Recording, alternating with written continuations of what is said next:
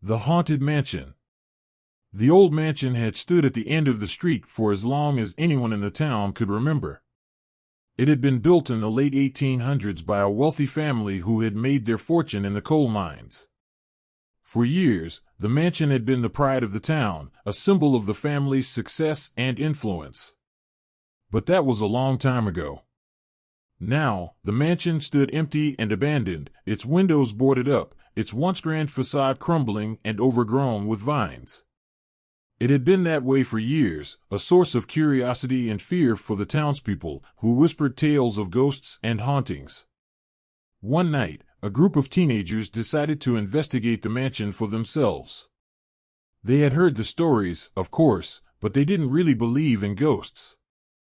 They were just looking for a thrill, something to break up the monotony of their small-town lives. The group consisted of 5 teenagers: Jake, the ringleader, his girlfriend, Emily, his best friend, Ryan, and 2 girls from school, Ashley and Sarah. They met up on the edge of town, where the road turned into a dirt path that led to the mansion. As they walked, they joked and laughed, but their nerves were on edge. The moon was full, casting an eerie glow over the landscape, and the wind howled through the trees. When they reached the mansion, they found that the front gate was locked, but the fence was easy enough to climb over. They made their way up the driveway, past the overgrown garden, and up to the front door. Jake had come prepared, bringing a set of lockpicks with him. He fiddled with the lock for a few minutes, and to everyone's surprise, the door creaked open. The inside of the mansion was even more rundown than the outside. The wallpaper was peeling, the carpets were stained, and everything was covered in a thick layer of dust. But it was also clear that someone had been there recently. There were fresh footprints in the dust. The group split up to explore the mansion. Jake and Ryan went upstairs, while the girls stayed on the ground floor. Emily was fascinated by the grand staircase, which spiraled up to the second floor. She started up the stairs, but Ashley grabbed her arm. "Emily, wait," she said.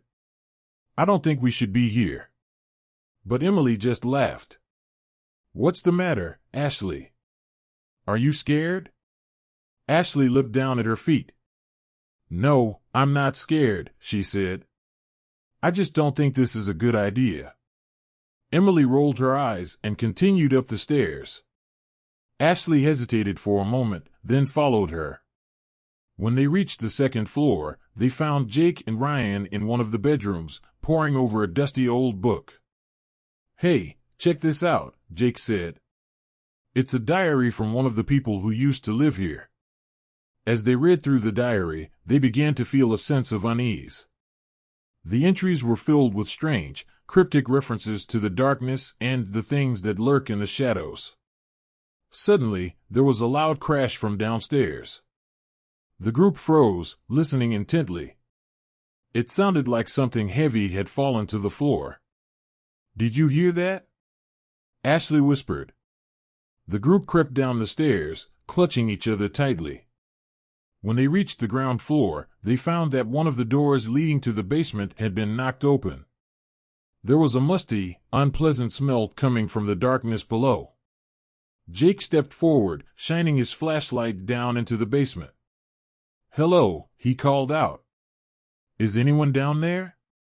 There was no response, but the smell grew stronger. Ryan coughed, covering his nose with his sleeve. "We should go," Sarah said, her voice shaking. But Jake wasn't ready to give up yet.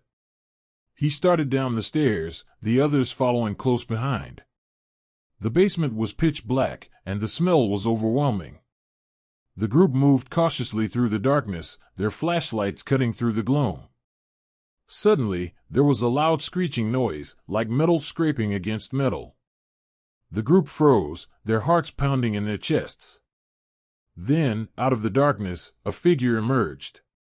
It was tall and thin, with long, spindly arms and legs. Its eyes glowed in the darkness, and it let out a high-pitched screech. The group screamed and ran for the stairs, but the creature was too fast. It chased them up the stairs, its long limbs reaching out to grab them. Emily stumbled, and the creature lunged for her, sinking its teeth into her arm. The group made it to the front door, but the creature was still behind them, its sharp claws tearing at their clothes. They burst through the door, into the moonlit night, and ran as fast as they could. When they reached the edge of town, they collapsed on the ground, gasping for air. Emily was bleeding badly from the bite on her arm, and Ashley was crying hysterically. "What the hell was that thing?" Ryan asked, his voice shaking.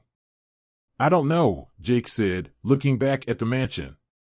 "But I don't think we should ever come back here again." The group made their way to the hospital, where Emily was treated for her injuries. But even after they left the mansion behind, they couldn't shake the feeling that something had followed them out.